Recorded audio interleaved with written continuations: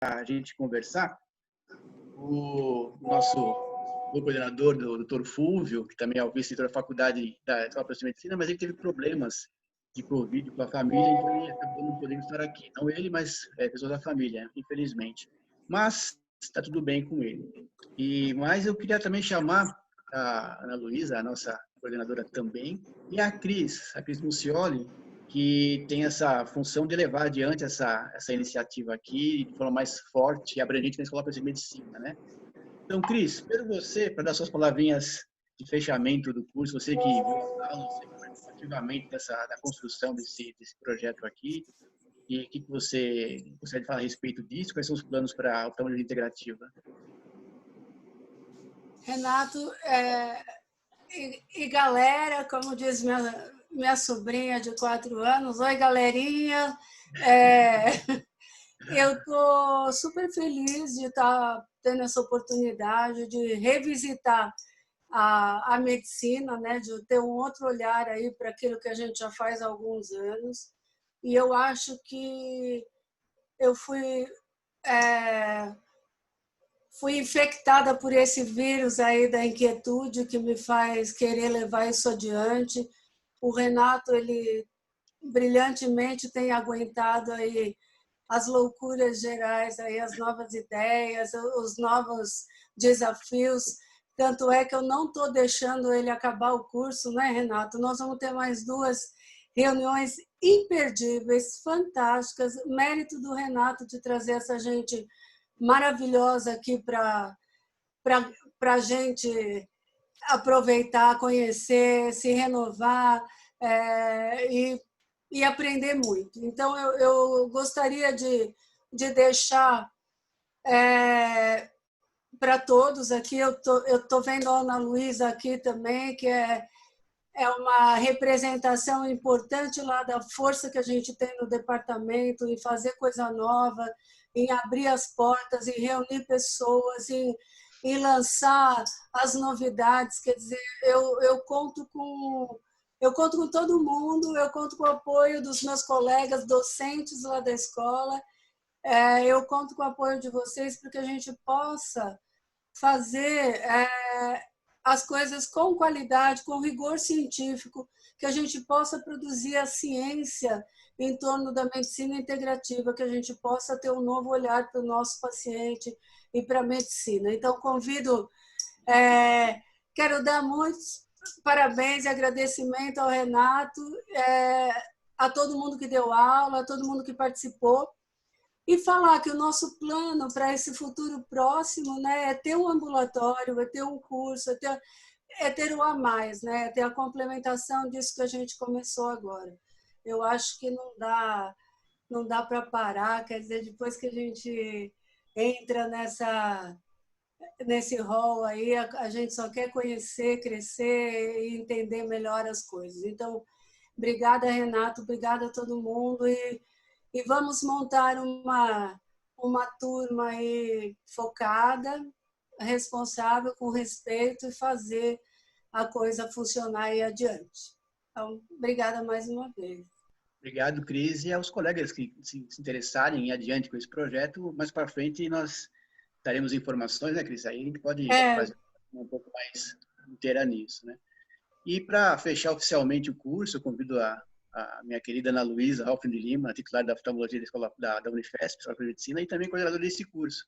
Ana, mais uma vez, obrigado pela sua participação sempre com a gente, pelo seu apoio constante com a gente aqui, e as provas de fechamento do curso são suas. Renato e todos os que participaram desse projeto de oftalmologia integrativa, meus parabéns.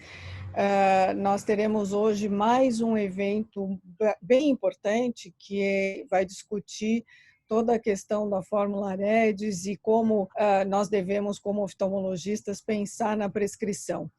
Nós tivemos durante essas últimas semanas a oportunidade de sair um pouco da oftalmologia clássica, de ficar só com oftalmologia, mas de entender um pouquinho mais de medicina, para a gente olhar o nosso paciente não só como um olho, e como um ser integral e que precisa ser analisado dessa forma. Nós somos muito bem treinados para examinar os olhos, somos muito bem treinados para fazer diagnóstico de doenças oculares, mas nem tão bem treinados para pensar nesse indivíduo como um todo. Então, nós temos, acho que como médicos, a obrigação também de saber do que existe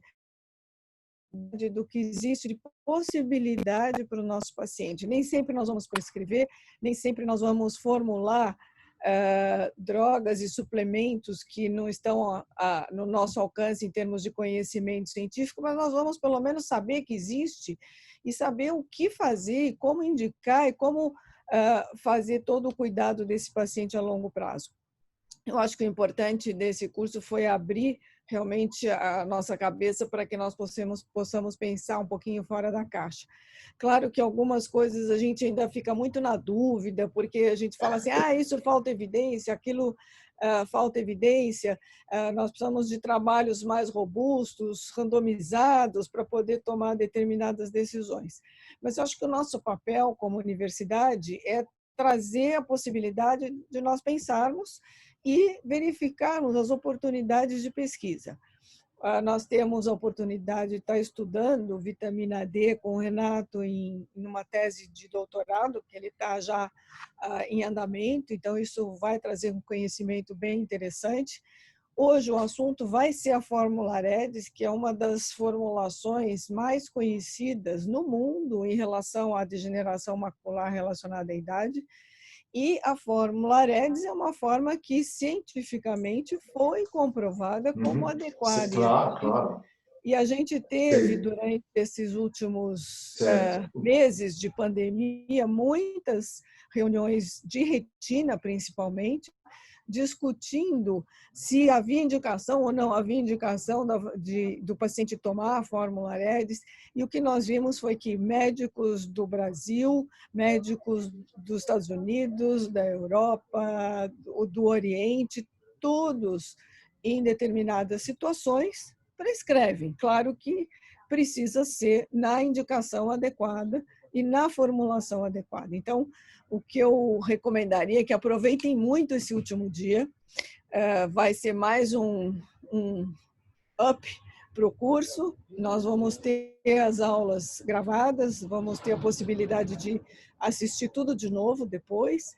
E é ótimo que a gente tenha dentro do departamento de oftalmologia, com a Cris, a possibilidade de atuar na oftalmologia integrativa. Então, parabéns a todos, felicidades e aproveitem também o curso de hoje. Obrigado, Ana. O seu apoio foi fundamental para nós chegarmos até aqui e vamos continuar seguindo, né? Também queria agradecer a Luiz Alberto, presidente do Centro de Estudos da Escola Paulista. Luiz, muito obrigado pela sua ajuda, né? Desenvolver esse trabalho com a gente aqui também sempre foi muito solícito. Agradeço muito a você também, Luiz.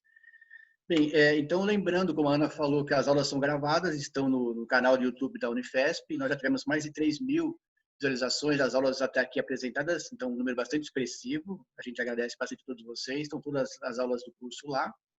E então, só lembrando para quem está aqui agora, na presença, não esquecer disso. E nas próximas 2 segundas-feiras, então, são aulas extra. São só de dúvidas e conversas sobre os temas abordados, porque realmente não houve tempo para a gente conversar sobre responder as perguntas assim, em cada aula, né? Os temas foram bastante amplos e não deu tempo disso. Bem, hoje, como a Ana já adiantou, a ideia é falar sobre os carotenoides, né, a sua função nos olhos, que são a base da fórmula AREDS, e depois a gente comenta um pouquinho também sobre o restante da fórmula. Eu vou chamar a minha colega da Medicina ABC, Sônia Hicks, ela que tem um currículo aqui bastante extenso, mas só para resumir um pouquinho, ela é titular da Bioquímica lá da faculdade, e também ela fez doutorado na USP, fez pós-doutorado aqui na Unifesp, então nossa colega de faculdade e de universidade também, então é da casa também. Sônia, prazer ter você com a gente aqui. A palavra é sua para essa aula final do curso, então. Primeiramente, queria agradecer o convite, em particular o Renato, né, que fez o convite, mas eu queria agradecer a Unifesp pela oportunidade. É a segunda vez aí que eu estou participando, dessa vez remotamente, e eu espero poder contribuir um pouquinho aí com relação aos carotenoides. Então, eu só vou compartilhar aqui a tela. Perfeito. Acho que está visível aí, né?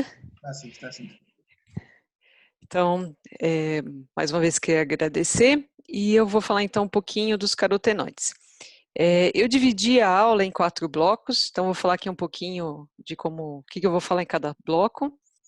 Então, eu vou começar falando um pouco da parte estrutural e das funções dos principais carotenoides, fontes, funções menos, as fontes eu vou falar mais para frente, né? Então, aqui é mais a parte estrutural e onde a gente localiza eles. Em sequência, eu vou falar um pouquinho da absorção e como é que eles são transportados no sangue até os seus destinos. O terceiro bloco, aí eu já vou dar um pouco mais de destaque à função no olho dos principais carotenoides aí que são encontrados no olho, né, que é a zeaxantina e a luteína.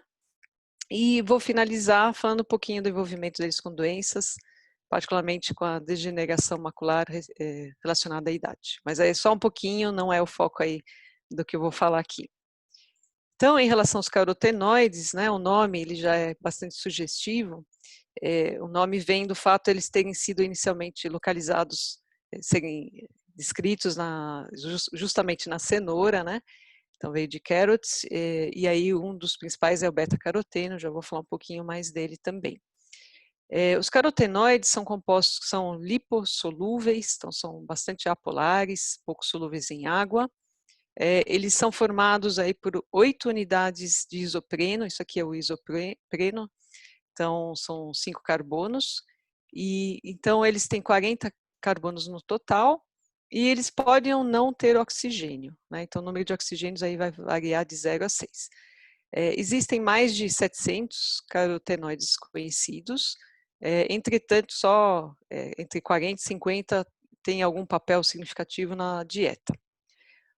O mais conhecido, como eu já tinha mencionado antes, é o caroteno, particularmente alfa-beta-caroteno, que também é precursor da vitamina A. Então, ele pode ser clivado por enzima que existe no intestino, uma monoxigenase, beta-caroteno monoxigenase. Então, cliva a estrutura do beta-caroteno, alfa-caroteno, outros carotenoides também, mas não são todos que podem ser convertidos aí, então, em vitamina A, retinol.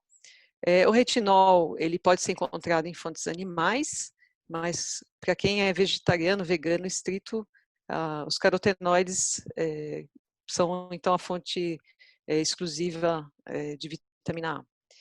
O retinol, por sua vez, ele pode ser convertido, oxidado a retinal, que tem um papel na visão, e também pode ser convertido, oxidado em ácido retinóico, que tem uma função hormonal, função de corpo solúvel, está envolvida na expressão aí de proteínas, enfim, uma série de processos. Então, o beta-caroteno é um dos principais representantes dos carotenoides, e que então está presente no nosso organismo, mas os carotenoides podem ser subdivididos em 2 grupos. Então, os carotenos, e aí entre eles tem o alfa-beta-caroteno, licopeno, que tem como característica ter uma coloração que geralmente é laranjado até vermelho, e as xantofilas, que por sua vez tem uma coloração mais amarelada, ainda que algumas xantofilas podem ter coloração vermelha ou até serem incolores. A principal diferença entre esses 2 grupos é o fato dos carotenos não terem grupos polares, ao passo que a luteína, a zeaxantina, a astaxantina tem, né, que são aqui alguns dos representantes principais, tem grupos hidroxila, então grupos polares, né? Então isso faz com que os carotenos sejam essencialmente apolares ou lipossolúveis, e as xantofilas então têm pelo menos alguns grupos polares aí presentes. A distribuição também em relação à dieta é maior, a distribuição maior em relação aos carotenoides totais que a gente encontra na dieta, predominantemente dos carotenos. Então, as xantofilas estão representadas aqui, constitui uma porção menor da dieta, mas, apesar disso, as xantofilas são a fração predominante no cérebro e principalmente na retina.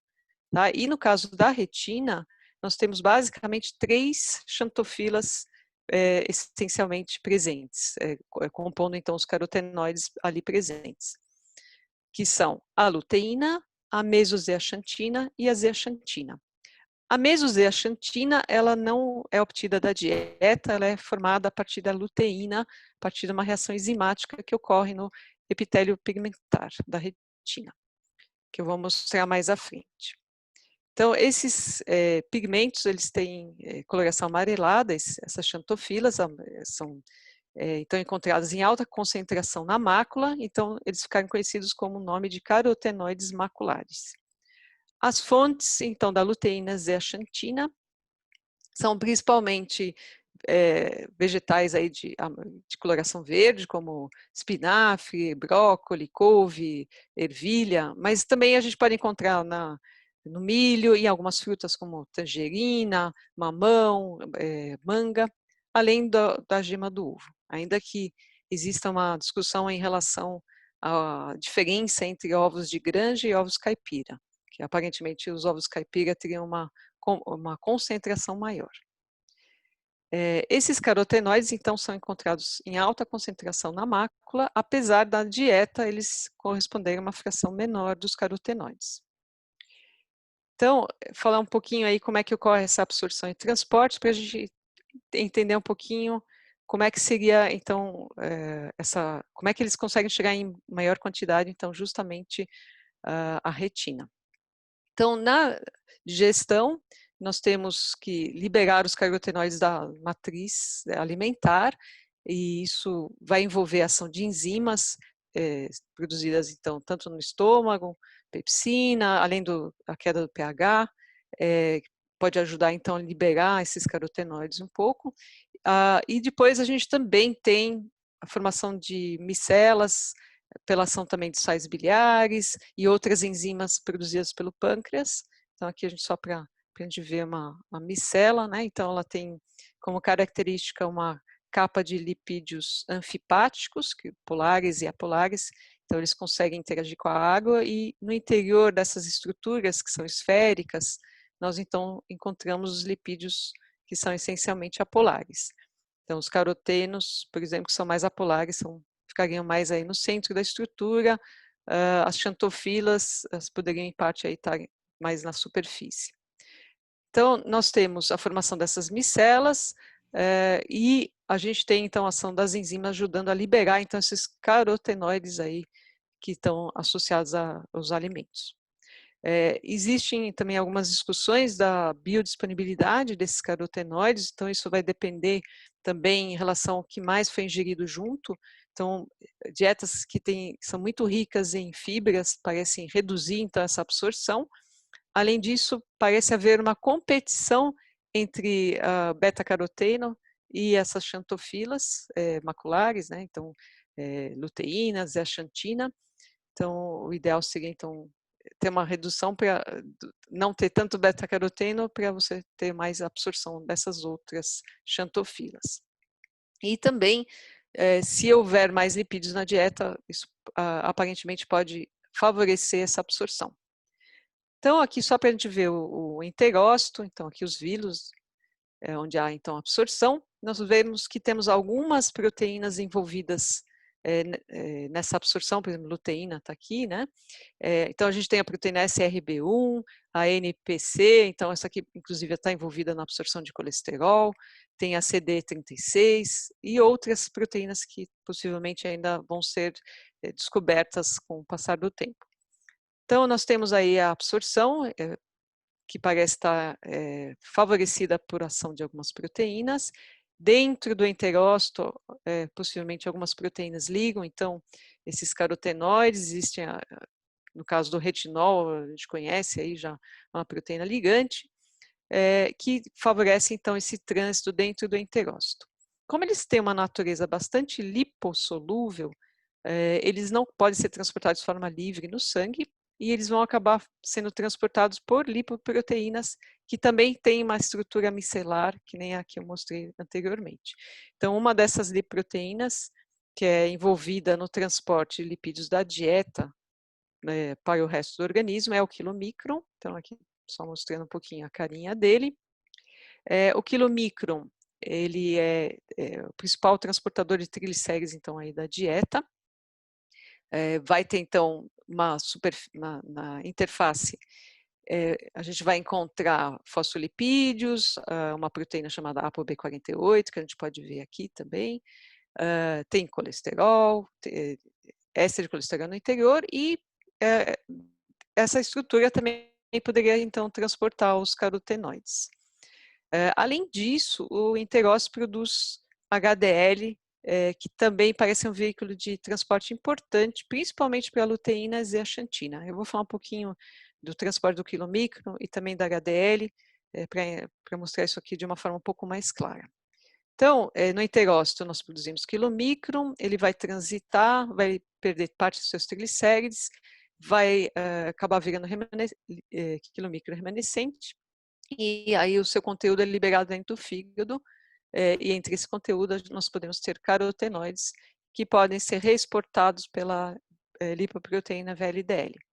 Alternativamente, como eu falei, podemos gerar HDL, que pode levar parte desses carotenoides para o fígado ou depois diretamente para os tecidos-alvo. Entre os tecidos-alvo, nós temos então a retina, a pele, o tecido adiposo e o cérebro. Então, eu vou falar um pouquinho só melhor do quilomicron em sequência da HDL. Então, o quilomicron, ele é produzido lá no enterócito, vai para a linfa, depois ele cai na circulação sistêmica. Quando ele chega nos capilares que irrigam tecido adiposo e tecido muscular, nós temos a ativação de uma enzima chamada lipase, que está aqui embaixo, lipase liproteica, que está aqui também nessa animação. E aí a gente pode ver a hidrólise dos triglicérides. Então, esse quilomicron vai diminuindo de tamanho, ele vai perdendo ácido graxo, formando remanescente quilomicron. Esse remanescente de quilomicron, ele é internalizado por receptores hepáticos. Então, aqui está o remanescente, ele tem ApoE, aqui são receptores presentes na membrana do hepatócito. Ele vai se ligar nesses receptores, ele sofre endocitose. Uma vez dentro da célula hepática, a fusão com o lisossomo. O lisossomo é uma vesícula repleta de enzimas que vão degradar, então, os componentes do quilomicron remanescente, liberando, então, o conteúdo dentro do hepatócito. E entre esses componentes podemos ter, então, os carotenoides. O fígado, por sua vez, pode gerar uma outra lipoproteína, que é a VLDL, que a gente está vendo a montagem dela no fígado. A função dessa lipoproteína é transportar triglicéridos gerados no fígado. Então, essa lipoproteína tem ApoB como proteína principal estrutural. E aqui também, então, nessa partícula podem ser incorporados os carotenoides que vieram transportados pelo quilomicron. A VLDL é lançada, então, no sangue. Ela sofre ação também ao circular no sangue, não vou entrar aqui em detalhes, mas ela sofre ação também da lipase lipoproteica, vai perder triglicérides, depois ela sofre ação de uma outra lipase, que é a lipase hepática, vai sendo convertida, então, de IDL para LDL. E, além disso, ela recebe colesterol a partir da proteína transferidora de éster de colesterol. Então, essa partícula LDL, que é derivada da VLDL, pode então conter carotenoides que vieram pela dieta. A LDL, por sua vez, ela pode ser endocitada por células. Aqui a gente está vendo a superfície de uma célula com receptores para a LDL, que reconhecem aqui a ApoB100. Então, a gente vê ali proteína LDL tem a ApoB100 e a gente tem ligação ao receptor e a endocitose, então, ocorrendo. Uma vez dentro da célula, também essa vesícula contendo a LDL sofre fusão com o lisossoma, que é uma organela que tem, então, enzimas que vão degradar e liberar conteúdos da LDL na célula. E, novamente, aqui podemos ter no meio também os carotenoides sendo liberados, então, nas células. No caso da luteína e da zeaxantina, existem evidências que elas podem ser transportadas por esse mecanismo, então pelo quilomicron, chegando ao fígado e de lá serem exportadas pela VLDL, até virando LDL e serem internalizadas. mas algumas evidências indicam que o transporte preferencial delas parece ser pela HDL. A HDL tem uma montagem um pouquinho diferente, então ela pode ser formada a partir da secreção da ApoA1 pelo fígado. Então, nesse caso, a montagem dela é feita fora da célula. Então, o fígado secreta essa proteína chamada ApoA1, assim como o intestino também. E pela ação de umas proteínas presentes nas membranas do fígado, do intestino e de outras células, que é a BCA1, a transferência de lipídios, como fosfolipídios, colesterol, para a ApoA1. E nesse transporte também poderia ter a luteína zeaxantina sendo associada então à ApoA1. Temos então a formação de uma partícula discoide de HDL inicialmente, e à medida que ela vai passando, recebendo colesterol, inclusive de macrófagos e outras células, ela vai então recebendo fosfolipídios, e de uma partícula discoide, ela vai recebendo colesterol e esterificando esse colesterol pela helicate. O colesterol vai para o centro dessa estrutura, formando então a partícula madura de HDL mais esférica. A HDL pode fazer o transporte reverso do colesterol até o fígado, mas também ela pode ser reconhecida por receptores presentes em determinadas células, como o receptor SRB1, CD36. E aí liberar, então, o seu conteúdo nessas células. E dessa forma também poderia liberar a luteína zeaxantina. Nós temos na retina, no epitélio pigmentar da retina, nós temos receptores SRB1, CD36, que poderiam então auxiliar nessa recepção dessas xantofilas transportadas pela HDL. Então, aqui só para a gente ver também, aqui o receptor SRB1, presente na membrana da célula, aqui a gente pode notar a saída, então, no caso aqui, o colesterol, mas nós também poderíamos ter nesse processo a transferência então, desses carotenoides, dessas xantofilas, né? Então, esses pigmentos maculares, que é a luteína e a zeaxantina. E aí, então, a gente consegue ter esses pigmentos, né, esses carotenoides maculares, chegando, então, à retina. A gente tem várias regiões do olho, eles já foram localizados, essas xantofilas. Então, elas, como mencionei anteriormente, a gente tem a absorção, né, no intestino, transporte, aí pode passar pelo fígado ou não, principalmente pela HDL, até chegar, então, ao epitélio pigmentar da retina. Então, nós temos os receptores aqui, SRB1, CD36, a absorção, e a gente tem, então, a luteína e a xantina se acumulando principalmente nessa região, mas em várias outras partes aqui da retina. E particularmente nós temos associação com proteínas que estão aqui sinalizadas, né, que em triângulo e nesse quadradinho branco. Então, esse em preto é a glutationa transferase, em branco é esse STARD3. Também existem alguns trabalhos mostrando associação com tubulina. Então, nós temos um acúmulo, então, desses pigmentos na retina. A mesozeaxantina, como eu mencionei anteriormente, ela não é obtida da dieta. Então, ela é formada no epitélio pigmentar da retina pela ação de uma enzima a partir da luteína. Então, a luteína faz então essa isomerização em mesozeaxantina. Então, a partir da luteína, pelo transporte todo, vai chegar até o olho, até a retina, e lá, então, é que ocorre essa formação.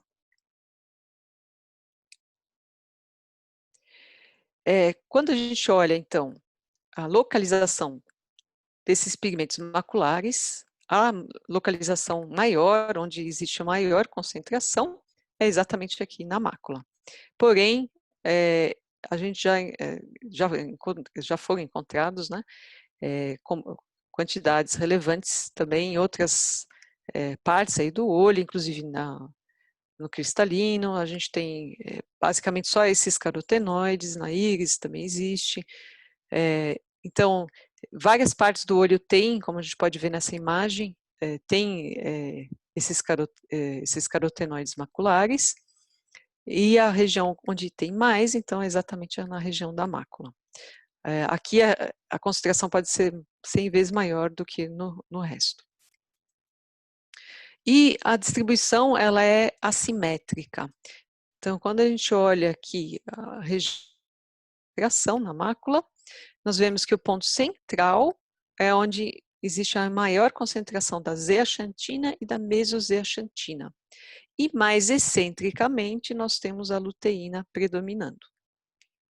Essa concentração aqui é a concentração total, ela varia de 0 a 1 milimolar, sendo que a proporção, então, bem no centro, é maior para a zeaxantina, então, 1 de luteína para 2,4 mais ou menos de zeaxantina, e nas regiões mais excêntricas, essa proporção se inverte, então temos a luteína numa proporção de 2 para 1 em relação à zeaxantina. Quando a gente olha como é essa localização em relação à célula em si, existem, então, alguns estudos mostrando que elas, pela sua forma, né, então tem o grupo OH, como eu falei, polar, então elas têm, e pelo comprimento delas, elas têm uma tendência a ficar mais dispostas de uma forma diagonal, como a gente pode ver aqui, apesar da luteína também ter sido relatada ter um posicionamento um pouco mais paralelo à membrana. A luteína e a zeaxantina, então, elas podem ser encontradas em forma de monômeros, espalhadas então dentro da membrana. Já vou mostrar um pouquinho melhor como é essa distribuição, ou também em agregados, em alguns casos. A membrana, que a gente está vendo a imagem de uma membrana, ela tem regiões que a gente pode ver aqui que são mais rígidas, que são chamadas balsas lipídicas. Essas regiões, como a gente pode ver aqui, elas são ricas em colesterol e ácidos graxos saturados. Estão envolvidas em transdução de sinal, mas tem menos ácidos graxos insaturados. Diferente da região ao lado, que é mais poliinsaturado, mais fluido, onde exatamente há maior concentração da luteína e zeaxantina. Então, justamente na região que é mais fluida, mais rica em ácido graxo poliinsaturado, há um predomínio dessas xantofilas. Então, aqui também só uma imagem mostrando então, essa região mais rígida, que seria essa aqui, que tem menos xantofilas, e a região ao lado, que está aqui, que teria então, que são esses que estão representados em preto aqui, em maior concentração. Essa região que é mais fluida, que tem então mais ácido graxo insaturado, fosfolipídios que são insaturados, é a mais rica nas xantofilas. E o motivo para isso pode estar relacionado à proteção antioxidante, à prevenção de peroxidação lipídica. Essa região também é onde tem a maior quantidade de rodopsina, que é uma proteína que, para seu funcionamento, precisa estar associada a ácidos graxos de cadeia longa poliinsaturados. Só que os ácidos graxos poliinsaturados são justamente os que são mais suscetíveis a serem oxidados, a sofrerem peroxidação lipídica. Então, um dos papéis atribuídos a essas xantofilas é exatamente a prevenção da oxidação e da membrana, então das células da retina, e também estão prevenindo aí o dano oxidativo a qual elas estão sujeitas. A zeaxantina e a luteína, então, poderiam ter um papel importante para evitar a peroxidação lipídica. Além disso, o espectro de absorção dessas xantofilas abrange justamente a região da luz azul, né, do espectro visível, então a faixa então de emissão da luz azul é exatamente nessa faixa, e nós temos aí então absorção da luz azul por parte dessas xantofilas. A luz azul, ela é energética, ela pode também levar, então, a dano a componentes aí, oculares, e a presença, então, dessas xantofilas poderia ter um papel aí como filtro dessa luz. Particularmente a luteína parece ser mais importante aí nesse papel, até pela disposição que parece ser mais paralela à membrana. Então, além de filtro de luz azul e de inibidor de peroxidação lipídica, que está representado aqui, né? Então, oxidação de lipídios, formação de espécies reativas de oxigênio e degradação da membrana, outros papéis atribuídos a essas xantofilas seria a de inibir a fotossensibilização. Então, durante a fotossensibilização, a gente pode ter modificação aí de moléculas, então eles poderiam absorver as partes dessa energia e perder na forma de calor. Além disso, a formação de oxigênio singlet, que está representado aqui, que é uma espécie reativa de oxigênio, que na presença, então, dessas xantofilas, poderia ser sequestrado, então, evitar que ele possa causar, então, dano. Para finalizar, eu queria só falar um pouquinho em relação ao papel das xantofilas aí na prevenção de algumas doenças, em particular em relação à degeneração macular relacionada à idade, que é uma doença, então, que leva à perda, aí, principalmente do campo visual central, e que está fortemente associada aí está mais presente, mais prevalente em indivíduos acima de 60 anos. O desenvolvimento dessa doença envolve, então, a formação dessas drusen, que são acúmulos de proteínas, lipídios, aqui na região aí, perto do epitélio pigmentar, que podem evoluir, então, para uma forma seca, com acúmulo ainda maior dessas substâncias, ou ainda para a neovascularização, que corresponde a 10% dos casos, em que, então, pode haver acúmulo aí de líquidos, levando, então, a casos mais graves de perda irreversível de visão. A degeneração macular relacionada à idade, ela é a principal causa de cegueira em indivíduos acima de 60 anos, terceira causa de cegueira global, sendo responsável por 9% das causas de cegueira.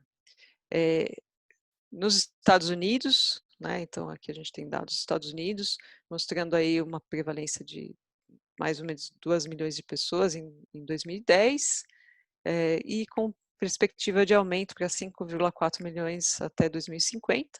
No mundo inteiro, estima-se aí nesse ano em torno de 196 milhões de pessoas com essa doença, com também perspectiva de aumento para 288 milhões em 2040. Então, é uma doença que causa uma série de problemas de qualidade de vida, e existem fatores de risco, então, associados. Um deles sendo a idade avançada, o tabagismo, a etnia, então, principalmente caucasianos são mais vulneráveis, além do histórico familiar. Mas alguns hábitos também podem favorecer o desenvolvimento da doença, entre eles a própria obesidade, diabetes e falta de exercício e falta de dieta, incluindo vegetais e frutas. E alguns estudos aí feitos, então, na década de 90, mostraram uma redução aí do avanço da doença em indivíduos que faziam uso, então, que ingeriam aí quantidades maiores de carotenoides na dieta. Isso levou, então, a estudos com suplementação, que foi o AREDS, o primeiro estudo, na década de 90, que incluiu na sua formulação beta-caroteno, além de vitamina C, E, zinco, cobre. Esse estudo aí foi concluído em 2001, quando já haviam novos conhecimentos relacionados à dieta, e estando, inclusive, disponíveis aí a luteína zeaxantina, que não era disponível aí comercialmente quando foi iniciado o estudo da AREDS. Como se verificou que indivíduos que fumavam tinham maior risco de câncer de pulmão com a ingestão de beta-caroteno. Então, houve uma substituição dessa formulação pela AREDS 2, que é a que está representada aqui, em que foi incluída, então, luteína e zeaxantina. Então, nós temos, isso foi feito, então, estudo com essa formulação, e se verificou que houve uma melhora aí no avanço da doença. Lógico que sempre se espera mais, né, enfim, que essas suplementações tenham um efeito melhor, mas foi demonstrado nos estudos que realmente houve melhora. A luteína zeaxantina também tem sido associada à redução de outros riscos, como risco cardiovascular, risco de câncer, radioproteção e também melhora da função cognitiva. Lembrando que a luteína zeaxantina também se acumulam justamente no cérebro. Então, poderiam ter um papel aí também na prevenção aí de doenças neurodegenerativas. Entretanto, é sempre difícil fazer associação entre consumo maior de determinados suplementos com melhoras em relação a doenças específicas, ainda mais o ser humano, que é bastante complexo. Então, a luteína zeaxantina parece ser bastante promissoras aí em relação à prevenção de algumas doenças, em particular a degeneração macular restrita à idade, mas certamente mais estudos aí vão ser necessários para confirmar esse papel e enfim, quanto a importância delas. Então, eu gostaria de finalizar, agradecer mais uma vez o convite e me colocar à disposição para eventuais dúvidas. Muito obrigada. Obrigado, Sônia. Foi bem esclarecedor essa sua parte, né? Foi bem esclarecedora. E agora só vou pedir para você fechar, então, a sua apresentação. Sim. E aí eu falo um pouquinho mais da parte mais clínica, né? Ligada ao ponto desse aspecto particularmente, né?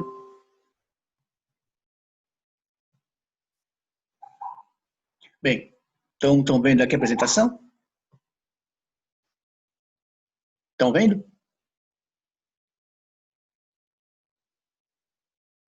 Acho que estão, né? Então, vamos adiante. Sim. Ok, vamos adiante. Então, a senhora já fez uma ótima apresentação do que são a luteína, a zeaxantina, os carotenoides, as xantofilas, tudo mais, né? Vou só colocar aqui um pouco da experiência, um pouco também do que a gente encontrou na literatura. Esse foi um ponto que me interessou desde o começo, porque quando eu comecei a estudar outras áreas, nutrologia, por exemplo, quando fui fazer o trabalho de conclusão do curso, a monografia, a parte que mais coligava a nutrologia com a oftalmologia era a DMRI e por fim, né, os carotenoides, que têm uma ação nesse sentido. E foi muito interessante. A gente começou a ver que a luteína e a zeaxantina, que foram os que a Sônia mais comentou, que são os mais importantes mesmo, tem uma ação bastante importante. A dieta é fundamental, porque nós não fazemos, nós não produzimos esses carotenoides, né? Lembrando bem, como a Sônia falou, que carotenoides é uma classificação um pouco mais global, né? Quando a gente fala em luteína e zeaxantina, são mais xantofilas, né? Que por causa daquele oxigênio que tem na sua formação, tornando essa molécula polar. Então é importante nós comermos adequadamente para obtermos a luteína e a zeaxantina, que são importantes. E cada vez mais se observa que tem alguns grupos genéticos que não respondem à nutrição, à absorção dos carotenoides. Então tem alguns grupos genéticos, cada vez mais se pesquisa isso, e não consegue, a mesma pessoa tomando a suplementação ou comendo adequadamente, não consegue atingir níveis positivos, níveis próprios dos carotenoides, né, da luteína e zeaxantina na retina, especialmente, tornando essas pessoas mais sensíveis, né, aos danos próprios toda a relação que leva o olho a problemas e mesmo a DMRI, que é o mais significativo.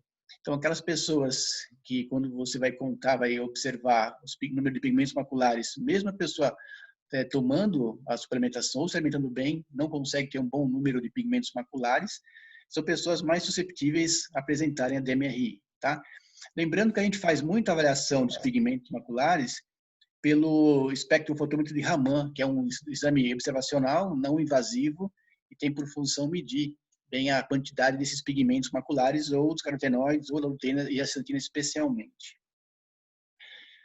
Bem, aqui colocando que a luteína é predominantemente, é o carotenoide predominante no cérebro também, como a Sônia colocou aqui também, e também está associada com as funções cognitivas. Cada vez mais se observa que a luteína tem mais funções no corpo do que simplesmente proteger a visão. Então, nesse caso, observou-se que também no córtex occipital de luteína e zeaxantina, e também a mesozeaxantina, que também a Sônia colocou bem, elas têm níveis mais ou menos regulares, ou seja, consegue-se imaginar pela mensuração no fundo de olho como é que estão esses carotenoides também no cérebro. Lembrando que a luteína é bastante presente no cérebro também, e é uma quantidade bastante grande e é cada vez mais está sendo ligada a questões cognitivas. Nesse outro trabalho, coloca-se de forma interessante como ao longo da vida é importante você obter na sua dieta a luteína e a zeaxantina. Então, os tecidos nervosos podem ter um efeito biológico positivo, né, que incluem a antioxidação, a anti-inflamação e ações estruturais. Então, pensar na luteína e a zeaxantina também como fatores de melhoras neuronais. E a grande proporção da luteína no cérebro dos bebês, né, nos cérebros pediátricos, sugerem uma necessidade de um desenvolvimento neuronal adequado. Então, quanto mais as crianças terem ou conseguirem ter uma suplementação ou ter uma alimentação adequada de carotenoides, melhores as condições, as performances cognitivas que elas vão ter daí para frente. É um tema muito estudado hoje em dia. Hoje em dia se preconiza que nas suplementações pediátricas, né, que as crianças tomam lá desde pequenininhas, tenham carotenoides, tenham luteína para sua melhora cognitiva. Depois eu vou mostrar um slidezinho sobre o colostro, quão importante ele é nessa função. Aqui no Jornal de Alzheimer, a suplementação dos carotenoides retinianos melhora a memória em indivíduos saudáveis, com pigmentos maculares baixos ou não, e no estudo duplo cego, controlado, etc. Então, nesse estudo, que estão todas as condições adequadas, do recente, 2018, observou-se que a suplementação com luteína e zeaxantina melhora a memória nos pacientes normais e mesmo naqueles também já comprometidos com um pouco de Alzheimer. Tá? Então, assim, quando nós pensamos em prescrever luteína e zeaxantina, isso eu quero passar para vocês. Não é, claro, nossa função é a parte oftalmológica, mas ela tem outras funções também, cada vez mais estudadas.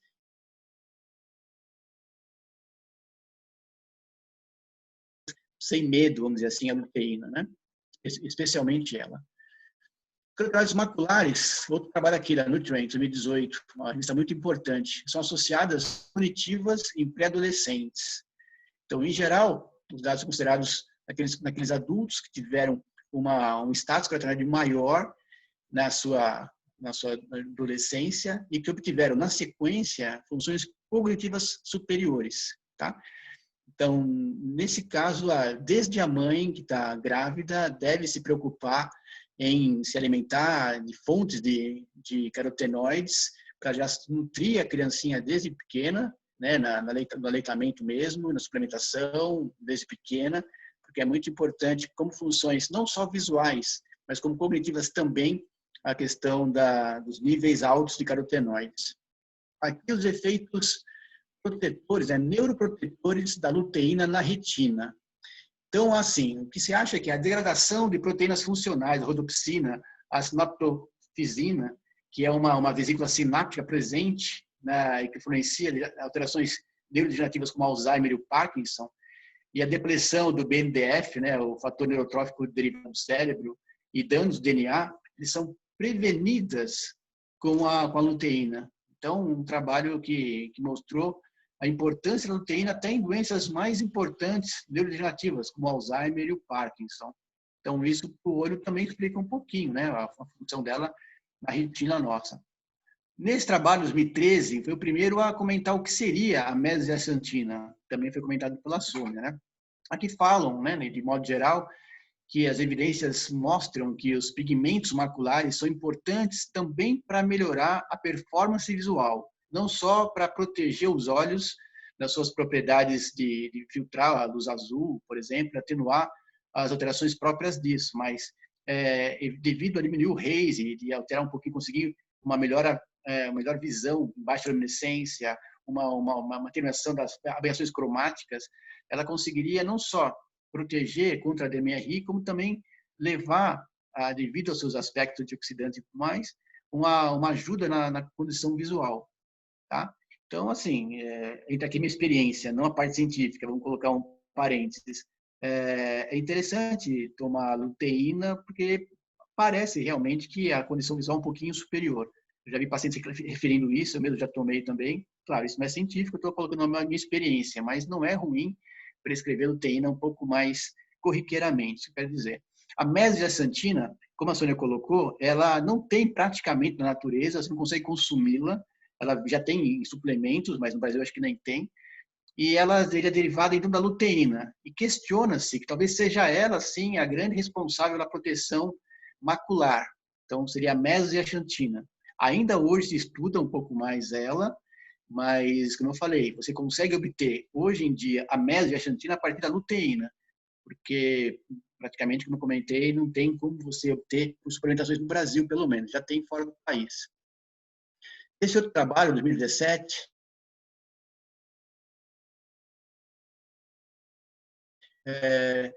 a bioquímica, né, a farmacologia dos carotenoides epidemiológicos mostra uma relação grande da ingestão de carotenoides com uma reduzida risco de câncer de cérvix, com câncer de ovário, e a proliferação dos linfócitos B, linfócitos T, atividades macrófagos, das células toxas T, das células T, das efetoras, a produção de citocinas, atua contra o câncer coloretal, contra as doenças cardiovasculares e as doenças dos olhos também. Então, um trabalho de 2017 mostrando a ampla atuação da luteína no corpo humano. Então, foi colocado aqui na aula da Sônia que até tem um efeito anticâncer. E os trabalhos estão mostrando isso também. Então, não só existe uma proteção da DMRI, uma teórica melhora da condição visual, das habilidades visuais, digamos assim, uma melhora das condições cognitivas, de memória e de proteção contra alguns cânceres. Lembrando que também ela é muito usada como protetor de pele, né? Porque ela também, como a Sônia colocou, ela fica na pele. Então, faz uma proteção contra os raios UV, contra a pele. Lembrando que, fundamentalmente, como colocado aqui, ela tem uma ação, os carotenoides, as xantofilas, a luteína da xantina especialmente, tem uma ação muito grande na proteção contra o oxigênio singlet, que é um falso radical livre. O que é isso?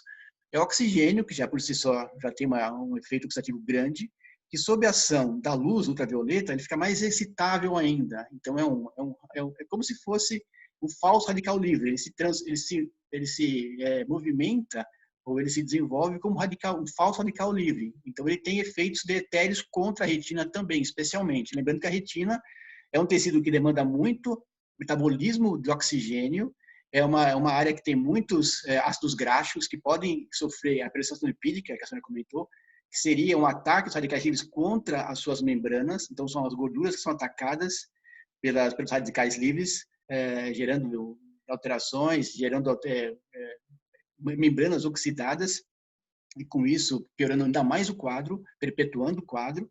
Então, a luteína tem especialmente proteção contra esse oxigênio singlet, que também são os únicos, que depois a Sônia pode me corrigir, que tem essa habilidade, né, de conseguir neutralizá-los. Aqui, nesse outro trabalho também da Nutrient, também eu gosto bastante de ler, 2018, os efeitos da luteína nos olhos e na saúde extraocular. Então, muitos estudos têm demonstrado que a luteína parece ter um efeito positivo em várias condições clínicas, melhorando as funções cognitivas, diminuindo o risco de câncer e melhorando as condições cardiovasculares. Tá? Um trabalho bastante novo, uma revista importante. Então, a gente conseguindo trabalhar com a luteína, a gente consegue melhorar o paciente em vários pontos. Isso aqui é um editorial de uma revista também que tem muito foco nisso, Nutrition for the Eye and Brain. Ou seja, pouco tempo atrás, só se imaginava que a luteína e a zeaxantina, elas tinham um efeito mais ocular. Cada vez mais se observa que ela tem, como vocês estão vendo até aqui, elas têm um efeito, além de cerebral, assim, sistêmica. Mas, desde que se consegue, e as linhas de pesquisa mais atuais vão nesse sentido de entender que via fundo de olho, via mensuração dos pigmentos maculares, você já pode prever, pode mais ou menos imaginar como está aquele cérebro da pessoa, com mais ou menos tendência para desenvolver um Parkinson, um Alzheimer, é por aí que está se indo, né? Tem um congresso que ocorre a cada 3 anos em Cambridge, na Inglaterra, e nesse congresso, desde o início, a ideia era só falar dos pigmentos maculares, da luteína e da xantina.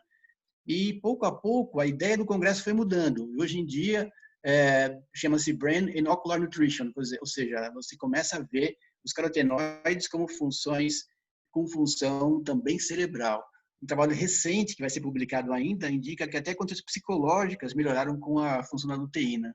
Então, aspectos psicológicos também de ansiedade, enfim, e outras questões mais ligadas à parte comportamental também obtém melhoras com a luteína especialmente. Esse outro trabalho também em 2018, a Nutrients, eles pegam muito essa parte dos olhos também, toca-se num ponto que a Sônia comentou, que é a astaxantina. A astaxantina também é um carotenoide, também é xantofila, da mesma família da luteína e da zeaxantina, e ela é um excelente antioxidante. Ele é um excelente antioxidante. Quando você tem uma peroxidação lipídica, um ataque das gorduras das membranas, particularmente na retina, isso aumenta o nível de radicais livres, que geram uma cascata inflamatória, piorando o quadro. E é importante, como antioxidante das membranas, antioxidante das camadas mais lipídicas, a vitamina E ou a astaxantina, que é muito mais potente. Está sendo observada e estudada mais recentemente, mas ela é bastante potente para evitar os danos oxidativos que acontecem na retina. E por que especialmente na retina? Porque, se for pensar bem, a retina é uma área que recebe a luz ultravioleta, que gera esse oxigênio singlet, que eu comentei agora há pouquinho, que é um radical livre por excelência, apesar de ser falso, ele atua como se fosse um. A partir daí, com a sua alta demanda de oxigênio, aumenta muito a questão metabólica e, consequentemente, uma formação de mais radicais livres, ou seja, a retina é uma área que realmente tem que ser muito protegida. Lá existe o maior metabolismo aeróbico do corpo inteiro, né, por metro quadrado. Lá os minerais tem uma quantidade muito maior, o zinco, por exemplo, taurina, neurotransmissores, quer dizer, magnésio, tem N minerais que estão em quantidades relativamente muito aumentadas nos olhos, na retina particularmente, do que no resto do corpo. Então, aqui só colocando que a astaxantina, ela parece proteger a mitocôndria contra as condições patológicas, né? Então, ela consegue travar aqui bem no comecinho, né, a formação dos radicais livres, que, por consequência, vão causar danos às mitocôndrias e, por aí começa a complicar todo o restante do organismo, né? Então, se atinge a mitocôndria, se consegue atrapalhar a mitocôndria, falta energia, e aí as coisas começam a complicar de uma forma mais global. Um outro trabalho, 2019, os efeitos da astaxantina nos níveis de VEGF em humor aquoso e por sexo, né? Então, o trabalho concluiu que, como ele é um varredor, né, do oxigênio singlet no humor aquoso, ele pode ser bastante útil no controle do VEGF, nos níveis de VEGF na parte interior dos olhos também. Então, ele conseguiria proteger a questão anterior, né, a parte anterior dos olhos, das ações do VEGF, devido especialmente a conseguir suportar, ou conseguir controlar o O2-, ou o oxigênio singlet. Tá? Então, é um importante oxigênio, um importante radical antioxidante, e tem uma atuação importante nesses radicais livres, especialmente o oxigênio singlet, que eu estou insistindo um pouquinho aqui nesse ponto, e ele consegue proteger. Então, tem estudos já bastante recentes indo por esse caminho. Um outro trabalho, de 2016, com a suplementação oral de antioxidantes. Nesse caso, foi utilizada uma suplementação que continha antocianídeos, né, que são muito frequentes naquelas frutas que têm a casca roxa, né, especialmente o mirtilo, algumas outras...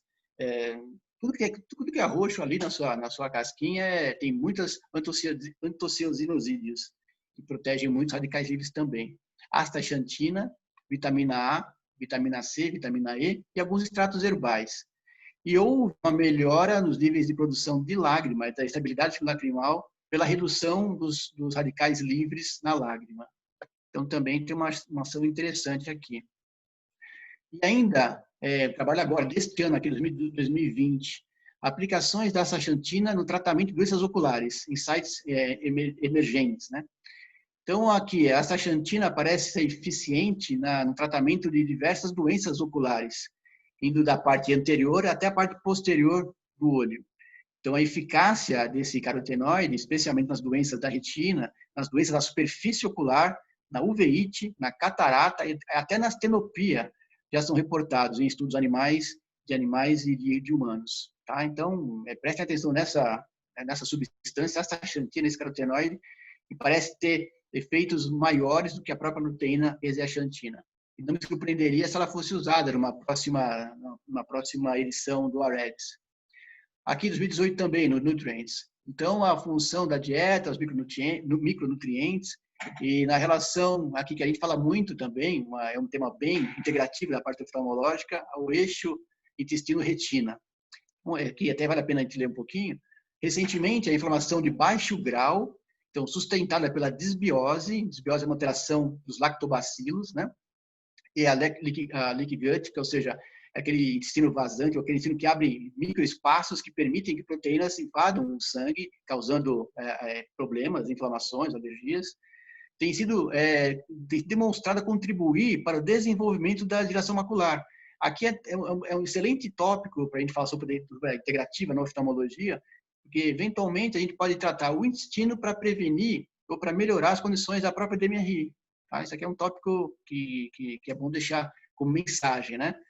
Então, dada a clara influência da microbiota intestinal na inflamação de baixo grau, que é uma coisa muito importante nós colocarmos na oftalmologia também, a inflamação sistêmica de baixo grau, com uma potencial modulação de micro e macronutrientes e levando a proposta de uma dieta mais adequada para a direção macular. Então, o impacto dos hábitos alimentares, alimentos ricos em gorduras, em glicose, em frutose especialmente, tem que ser tirados dessa dieta. Já, por sinal, a vitamina C, que é um excelente antioxidante da parte mais hidrofílica, da parte mais aquosa, né? Da parte mais líquida. A vitamina E, que é mais as gorduras, hidrofílico e lipofílico. A vitamina D, do zinco, do beta-caroteno, luteína e zeaxantina. Então, aqui até pode associar essas duas coisas. E o ômega 3, modulando a microbiota intestinal, levam a uma melhor relação com o risco da dilatação macular e sua progressão. Então, nós, como oftalmos, a gente já tem que perceber no paciente, eu acho que vai fazer parte da nossa rotina, observar como é que é a dieta do paciente. Então, já desde certa altura do campeonato, já começar a enfatizar a necessidade de trocar a sua dieta rica em gorduras, rica em glicose, rica em frutose, por outras mais saudáveis. Lembrando que tudo o que é verde, verde escuro, amarelo para o vermelho, de modo geral, é bom para os olhos. É rico em zeaxantina, é rico em luteína. Tá? Então, os pacientes perguntam muito para mim no consultório, o que eu faço como dieta? Coma o que você encontrar de verde, verde escuro, amarelo para o vermelho. Tudo isso aí vai ser bom para os seus olhos. Tá? Isso desde quando antes. Então, aqui, vitamina C, E, D, zinco, beta-caroteno, luteína, zeaxantina são bastante apropriados. E ômega 3 também, como eu já fui falado aqui em outra aula, né? Outro trabalho, em 2018 também, na saúde, na nutrição humana e sua saúde. Além dos benefícios para a saúde ocular, ela também melhora ações cognitivas, ação cardiovascular e alguns tipos de câncer. Então, vocês veem que cada vez mais tem evidências científicas nesse sentido. Aqui, indo para os AREDS, como já foi comentado pela própria ação, todo mundo sabe bem tudo que foi colocado aqui, o zinco, o ômega 3, daqui a pouco a gente vai citar um pouquinho melhor sobre isso. Em 2019, uma importante revista médica, o aumento da ômega 6 e a diminuição do ômega 3 e a elevada oxidação desses ácidos graxos, levando ao desenvolvimento de doenças, né, de risco na população chinesa, no caso aqui.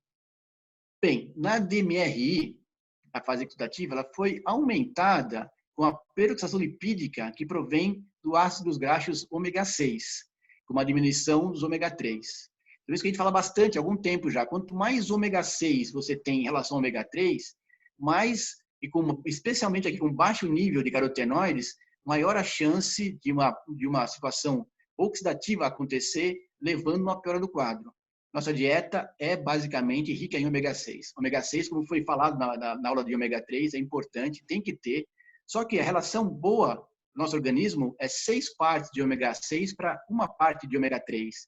Então, uma relação de 6 para 1, tá ótimo.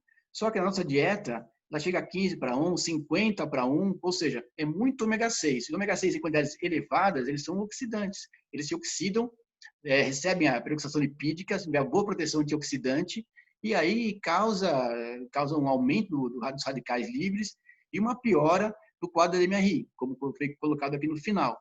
Tá? Então, até isso tem que se observar bem, a necessidade de prescrever para os pacientes, além do que já foi falado, um ômega 3 de boa qualidade, um ômega 3 livre de metais pesados, livre de mercúrio, que seja proveniente dos salmões do Alasca, que são os melhores mesmo, e de preferência que já venha consigo mesmo algum antioxidante, especialmente a vitamina E, que consegue neutralizar isso, ou a astaxantina, mas mais recentemente também está disponível no mercado, tá? Então, sempre avaliem bem a dieta. Eu acho que vocês estão vendo aqui que para a DMRI, a dieta é muito importante para a gente saber como lidar.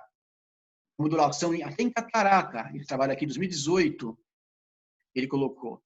A atividade anticatarata da luteína, ela foi influenciada pelos ácidos graxos. E aconteceu especialmente quando tinha uma relação EPA-EDHA maior do que em ácido oleico ou lindolênico. Então, assim, até nesse trabalho apontou uma atividade anticatarata. Vocês viram que a própria Sônia colocou que no cristalino existe a luteína. E tem uma teoria também aqui, vou só comentar a minha experiência, que eu já li a respeito, que quando a pessoa tem poucos protetores, poucos pigmentos maculares, forma-se a catarata como forma de proteger a retina do dano da radiação ultravioleta. É interessante, é bem interessante essa teoria, é uma teoria, mas eu achei bem interessante colocar aqui para vocês. Aqui é o colostro. O colostro, ele é amarelo porque ele é riquíssimo em luteína, ele é riquíssimo.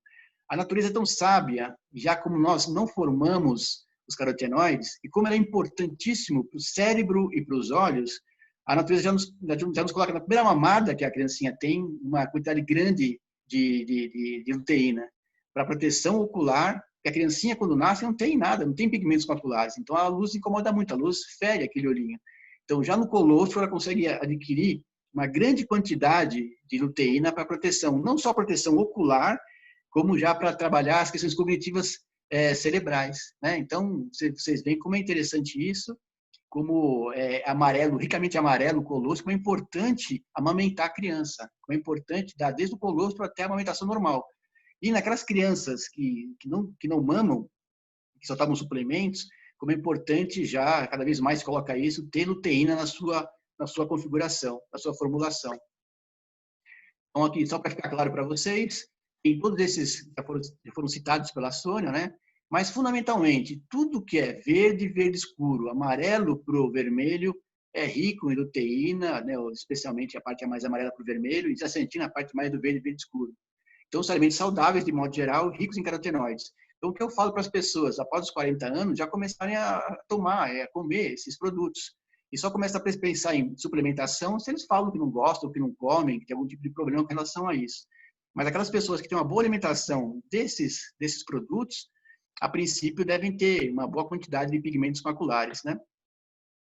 Então, aqui a astaxantina, especialmente, ela é produzida a partir das algas, né? Aqui os flamingos rosa têm essa coloração por causa disso também. E os salmões também têm aquela coloração rosa, muito por causa da astaxantina, porque ela dá muita energia para o salmão. Para ele conseguir ir contra a correnteza para fazer a sua posta de ovos, é muita energia que ele tem que ter. E basicamente as custas de astaxantina. Então, aqui, como eu comentei agora, né, o salmão, né, os flamingos, os peixinhos, todos esses animais, eles são ricos em carotenoides, né? Esses animais, esses produtos, todos são ricos em carotenoides. Aqui, voltando só para a parte mais oftalmológica, a AREDS 1 e 2, a vitamina C, que é um antioxidante da parte hidrofílica, a vitamina E, que é um antioxidante da parte lipofílica. Então, a vitamina C, ela faz uma varredura dos radicais livres a parte mais aquosa, a vitamina E, especialmente nas membranas. Lembrando que uma vitamina neutraliza a outra. Na hora que a vitamina consegue neutralizar os radicais livres, consegue doar elétrons para neutralizar radicais livres, ela fica oxidada. Então, a outra vitamina vai lá para doar os elétrons neutralizados também. Então, é sempre prescrever vitamina C com vitamina E, sempre, tá? Nesse caso, 400 mg, unidades internacionais é bastante de vitamina E, 500 mg de vitamina C, ok, tá ótimo. Se não for vitamina E, a astaxantina, aí seriam 4 mg. Tá? O beta-caroteno, que foi colocado inicialmente no REDS1, depois, como colocado pela Sônia, foi retirado para entrar a luteína e a astaxantina por causa da morte de algumas pessoas. Um pequeno aumento, no caso de morte, de pessoas que fumavam, né? Então, por causa disso, por causa da sua ação tipo vitamina A, né? O beta-caroteno é tipo vitamina A, o que não acontece com a luteína e a astaxantina, então ele foi retirado. O zinco, o óxido de zinco, né, em 80 miligramas, o zinco é importantíssimo para várias funções enzimáticas, para várias funções de imunidade, tem efeitos no corpo inteiro, é rico na retina, ele trabalha na parte antioxidante retiniana, então ele foi colocado aqui de uma forma de proteção também contra os radicais livres formados na questão da retina. Ele faz parte da composição de enzimas antioxidantes.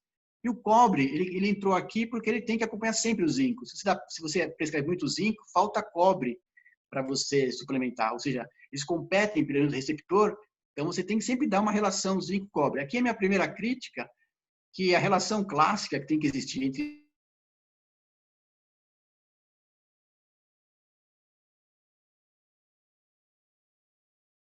cobre. Então, o paciente, ele não é tão bem absorvido,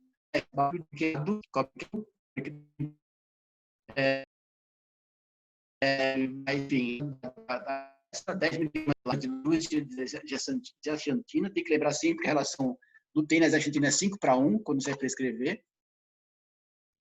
Os resultados que todos já sabem, né, da melhora do AREDS2. O interessante é que esse aqui foi um dos primeiros trabalhos a mostrar que os antioxidantes eles podem ser úteis no combate a uma doença, sabe? Então, o primeiro trabalho que realmente confirmou o efeito positivo, um projeto grande, né, multicêntrico, e demonstrou a utilidade de fazer uma avaliação antioxidante foi esse. E só para finalizar um pouquinho mais, o que a gente conhece sobre o passado, o futuro, por exemplo, dos pigmentos maculares. Então, estudos epidemiológicos têm suportado a ideia de mostrar que pacientes com baixa concentração de carotenoides plasmáticos, ou mesmo a densidade dos pigmentos maculares, têm um alto risco, maior risco de desenvolver a DMRI. Então, a ideia é você fazer suplementação, quanto mais você suplementar, melhor. E aqui, então, eles colocam, né, como 10 miligramas de luteína e 2 de astaxantina como o escolhido pelo AREDS2. Aqui já foi mostrado pela Sônia, esse slide. E no mesmo artigo, eles colocam que a Autoridade de Alimentos da Europa aceitou que 1 miligrama por quilo de peso de luteína, com 80% dos carotenoides derivados da marigold. Marigold é uma planta de onde você extrai a melhor luteína que tem. Tá? Então, é bem legal você ter a luteína dessa fonte. E não tinha efeitos adversos. Então, você poderia prescrever até 80 miligramas para pessoa de 80 quilos. Então, 10 miligramas está bem tranquilo de você prescrever para pacientes com DMRI. E 400 miligramas por quilo de peso de zeaxantina. Então, também está em 300 miligramas aqui também de mesaxantina, tá? Então, assim, fiquem bem seguros em passar 10 miligramas. Eu tenho uma experiência um pouco maior nesse assunto, prescrevo às vezes mais do que 10, não vi problemas, aqui confirma o fato, tá? Então, 10 miligramas às vezes é pouco para alguns pacientes, tem que passar até um pouco mais, em alguns casos que você está vendo que está piorando um pouquinho naquela parte bem inicial. E também tem demonstrado também que melhora a densidade dos pigmentos maculares, especialmente o contraste, né? Eles falam que as funções visuais melhoram aqui também, nesse caso, né? Como a redução do glare, aquele luminescência, né, difusa melhora também, a aberração cromática, a sensibilidade ao contraste. Então, condições visuais melhoram com a luteína e a astaxantina, e a mesaxantina também. Inclusive, aqui embaixo, eles colocam que para aquelas pessoas que usam muito smartphones, muito computador, existe um efeito benéfico da luteína, não só nas condições visuais, como também na redução da dor de cabeça, na fadiga dos olhos e na fotofobia. Então, para aqueles pacientes que queixam-se das vistas, pensem em passar luteína, porque esse trabalho aqui sustenta, 2018, AI, sustenta essa prática. Aqui colocando bem tudo que leva de adjuvante, né, para desenvolvimento da DMRI, a inflamação, como eu falei, até a parte da ligação intestino-olho, né, a luz, a idade, fumo, radicais livres. Então, aqui que entram a luteína, a xantina, a astaxantina, a mesaxantina, para evitar que os radicais livres formados vão a continuar levando a problemas e causando a DMRI. Fatores de risco também em 2020 esse trabalho aqui. Aqui falando do zinco. O zinco, ele é muito importante para várias funções, melhora a condição de caso oxidativo, melhora a condição do dano contra a DMRI, induz a apoptose das células do epiteliais da retina, enfim, no AREDS 1 já foi colocado isso, que houve uma melhora com os óxidos de zinco no caso. Eu prefiro passar 16 miligramas de zinco quelado, mas ok, o que a literatura mostra é o óxido de zinco, ok. Então, assim, o zinco é muito importante e já mostraram, né, os trabalhos que ele também pode atrasar um pouquinho o desenvolvimento da própria doença. Então, o zinco é importante, a luteína é importante, a xantina é importante, já comentei a respeito, vitamina C, vitamina E, então os fundamentos, e ômega 3 também, tudo está colocado aqui. Bem, meio que já fechando a apresentação, está acabando nosso tempo também, então, uma alta uma grande bioavailable, até esqueci como é que fala em português, da luteína da xantina, é associada com uma redução do risco da DMRI. Eles sugerem que, como políticas públicas, então, se consiga proporcionar às pessoas mais vegetais, né, os carotenoides, para evitar esse problema que é tão importante. Aqui já foi colocado pela Sônia esse slide, inclusive, aqui, né? E aqui, só para fechar, eu gosto muito desse tema, como eu comentei, tem esse congresso, já fui a 3 desses, né, que vai ter outro, o Brain and Ocular Nutrition, 2018. Aqui, eu mesmo estou aqui na banca, eu cheguei a presidir uma mesa numa dessas sessões. Então, já fui lá 3 vezes, ano que vem eu vou novamente, porque é uma área que bastante me agrada, e eu sei da importância que tem a luteína, e como eu falei, não só para a visão, mas como de forma geral. Eu acho que, como resumo dessa apresentação, fica a ideia de que não só, deixa eu só fechar aqui, essa parte.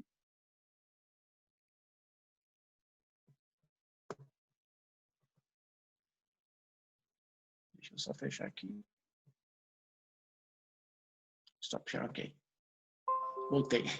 Então, só para deixar claro, pessoal, que esses pigmentos maculares nós temos que ver com bastante aquela ideia. Não, eu passo só, eu acho que como fim de curso, pessoal, como fim de curso. A gente observa que os colegas nossos, eles têm, parece que receio, parece que têm medo de prescrever vitaminas, minerais, antioxidantes. A ideia é assim, cada vez mais vocês estão observando que é importante prescrever os minerais, antioxidantes, os nutrientes adequados, carotenoides, que a saúde do olho é muito importante. A retina sofre muitos danos, né? A córnea também, o olho é um órgão que sofre muito dano oxidativo. Então, tudo isso que nós comentamos ao longo do curso é importante. E eu espero que vocês tenham aproveitado, né, esse curso de modo geral. Está chegando ao fim, já deu tempo também. Queria agradecer a Sônia, que esteve brilhantemente aqui na primeira parte, a todos vocês que estiveram com a gente todo esse tempo, a Cris, a Ana Luísa, sem eles não seria possível esse curso aqui, o Luiz Alberto do Céu também. E lembrando a todos que ainda há 2 aulas, mesmo para essa aula de hoje, quem tem questões a levantar, quem quer conversar um pouco mais, estaremos aqui novamente na semana que vem, e na outra semana, com grandes especialistas nos assuntos a serem abordados, para deixar tudo bem claro, para não ficarem dúvidas a respeito desse curso que se finaliza aqui. Tá bom, pessoal? Cris, palavrinha final para você? Ana?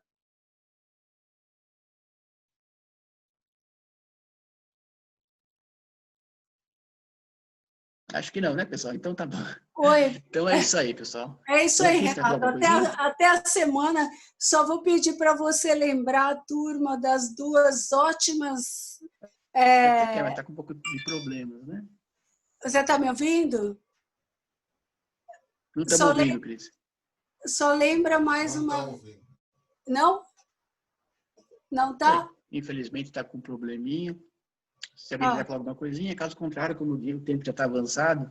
Então, vamos ficar para as próximas aulas, tá? Lembrando que essa aula vai estar no canal da internet, aqui do YouTube do CEL, da Unifesp, a partir de amanhã, ou quarta no máximo, junto com as outras aulas do curso até agora que foram colocadas. Tá bom, pessoal? Então, é isso.